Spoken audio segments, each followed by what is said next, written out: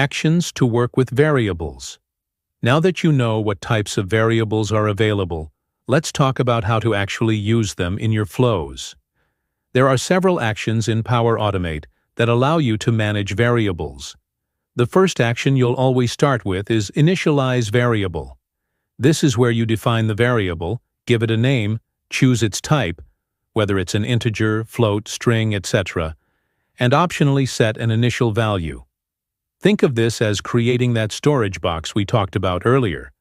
You're deciding what kind of box it is, and if needed, putting something in it from the start.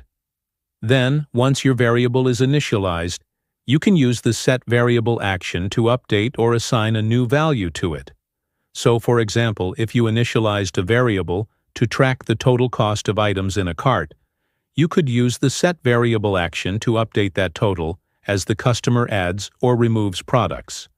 Another handy pair of actions is Increment Variable and Decrement Variable. These are used to increase or decrease the value of an integer variable.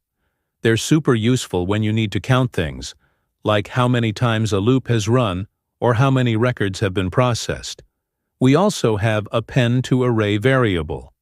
This is perfect when you're working with lists or collections. Let's say you're gathering a list of completed tasks. Every time a task is finished, you can use this action to add it to your array of completed tasks. Finally, there's Append to String Variable, which is similar to the array version but for text.